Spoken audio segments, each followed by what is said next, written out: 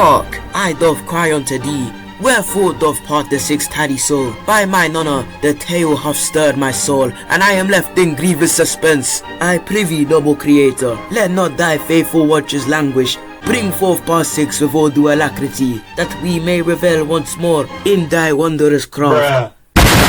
The types of players in school football part 6. Oh shit, here we go again. By the way, quick disclaimer, my voice may be sounding a little bit different because guess who woke up with a sore throat? Yeah, I did. 1 like equals 1 cure for Seb's throat, because yeah, I can't swallow properly for the next 72 hours. So get liking. Number 1, the 1 goal wonder. Now the 1 goal wonder was definitely a well-known archetype in lunchtime football. These guys were pretty common, and for those of you who don't know what a 1 goal wonder is, they're basically the guys who live off 1 goal for the rest of their school lunchtime careers. That's the only reason why people know them. These men serve no purpose, except for having infinite bragging rights. The most annoying thing about these guys is that they drag that goal for the rest of time. They be glazing that 1 goal they scored in year 7 all the way through to year 11. Like if it's an actually good goal, like a Rodri type goal, then fair enough. But when you start glazing a tap-in last goal wins, yeah, it gets to a point. You could be talking about literally anything, and the man would still find a way to bring up that 1 dusty goal from 2022. Yo bro, what do we have next lesson? I don't know bro, but remember that goal that I scored in year 9? You know, to win it for last goal wins. Yo, that maths test got me tweaking, bro. That was rough. Yeah, well, not as rough as that banger that I scored top corner. Hey, bro, my mom just died today, bro. Nah, I'm actually sorry, bro.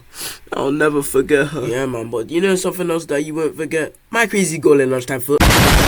The next player we have is the guy who ate on the field. Now imagine you're mid-game, everyone's sweating like it's the World Cup final. The score is tied, I don't know, something like 3-3, you know, it's a crazy game. And then you have this guy who just spawns in with a sausage roll and a Capri Sun. Underrated combo. It's not even like this guy tried to make an effort to move out of the way. Nah, this guy would full on walk diagonally across the whole pitch. Like bruv, at least go round. But no, this guy was camping in the middle of the pitch, yumming down some pasta from the canteen. Kalen, if you're watching this video, this is so you, bro. You're not escaping the allegations. And even if you tried to tell them to move out of the way or something, they would just give you some dirty ass look like you're the problem. For me personally, I don't know, it weren't even the fat kids that did this. It was always the skinny kids who had the metabolism faster than Usain Bolt. So they could just be sitting there eating 15 bags of Monster Munch at lunchtime. But hey, at the end of the day, oh wait, yo, I just made a rhyme. Nems, bro, hop out of the studio. Your time's up. You're washed.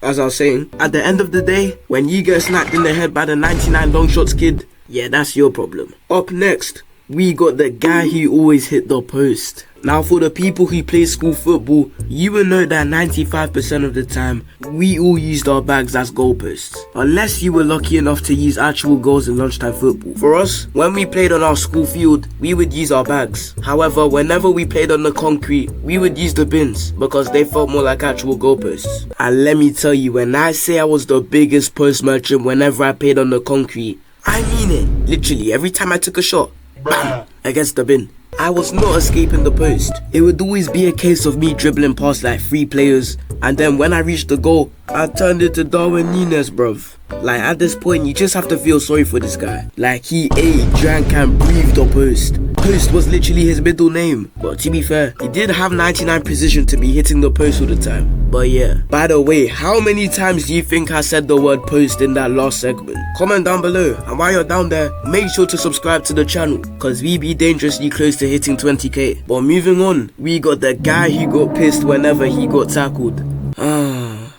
Tisk. Every school had that one guy who treated getting tackled like a personal betrayal. He started the game all smiles, maybe even cracking jokes before the game. But the moment someone actually dared to take the ball off him, raps. His mood would switch instantly. You would hear a loud, "Oi, that was a foul," even though it was clean, followed by him throwing his arms up in the air. This guy would proceed to turn into Roy Keane and start assaulting everyone. You knew he was in his rage arc when he started to take out 3 people in one passage of play. Honestly, if you tackle this guy 2 or more times at lunchtime, Bro, just give him the ball back. Give him the ball back. Cause being chased down by this kid is no fun. Okay, I'll admit it. I am kind of this kid. I would get hella pressed whenever I got tackled, but usually not up to the third or fourth time. Especially if it's the same person.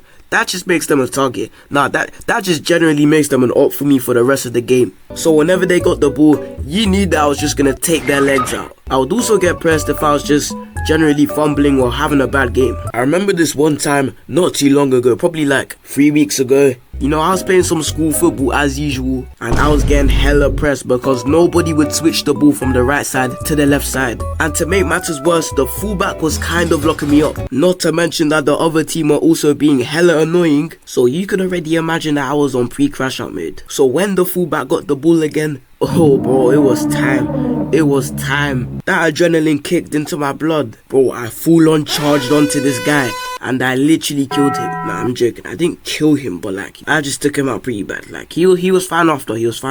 But I full on like grabbed his shirt and like his tie at the same time. And you know, cause of the adrenaline, I didn't really care. So I was just like hacking this guy by the leg.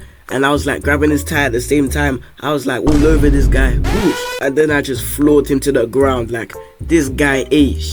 Like, he looked like a bozo, bruv. And of course, his teammates were going to retaliate because, you know, obviously you can't just like floor a player for no reason. So they were all charging at me, trying to slide tackle me as well, take out my legs. But you know, cause your boy has 99 dribbling, I escaped all their slide tackles and I nearly scored a solo. But because like I said earlier, I have the finishing of Darwin Nunez, yeah, I couldn't score that. But yeah, never mess with the guy who got angry when he got tackled. But anyway, the next player we have is the guy who could play any position. Now, no matter where you put this guy on the field, he'd do a job. This guy could play goalkeeper, striker, midfielder, winger, left back, right back. Literally, this man was everywhere, bruv. Nobody knew what his actual position was because he thought he was Hullet. Honestly, I wonder if these guys were possessed by the likes of João Felix, Kai Havertz and Camavinga, because these guys in school football were just like, what even are you type players? Like, 1 minute these guys would be making goal line clearances and the next they'd be taking corners. Like, what? These guys would have 5 different shapeshifter cards on FIFA. Bro had so many positions, he might as well have just made a whole formation dedicated to himself. If the ball was missing, bro would become the ball. I have this one guy in my year. For the sake of this video, we'll call him David. So David was pretty tall and lanky. Like, bro had that lamppost build, and because of his height, that meant he could basically play anywhere. Need a tall towering goalkeeper in net. Oh, never mind. 6'5" David can do the job. Need a strong, commanding and dominative centre back. No problem. Need a striker that could win headers. Oh guys, wait, David can play striker. Not to mention he fitted perfectly under the pace abuser category, so he could also play wing. If you had this guy on your team, well then you were pretty lucky. Next up, we got the wannabe Neymar. Now while there aren't any wannabe Neymars in my year, I did deal with some of these guys in primary school. They tried to replicate every Neymar skill they knew, and they would glaze themselves after completing 1 nutmeg in 29 attempts. And the worst part is that everyone else would hype them up as well. Brody, you ain't not getting signed to Barcelona with this one. This ain't not FIFA player career mode, buddy. Most skill moves he tried look like they were buffering in real life. Wannabe Neymars sound like the type of people who would watch prime Neymar highlights at the back of the class during English. This guy would get the ball and immediately enter freestyle mode, like he was auditioning for a Nike advert that didn't even exist. And if someone did end up defending him, bro, come on, I wasn't even trying. Like, bro, this is just lunchtime football, bro. Like, I'm never trying. And when bro actually did end up scoring, you better believe that you were getting the full Samba inspired celebration.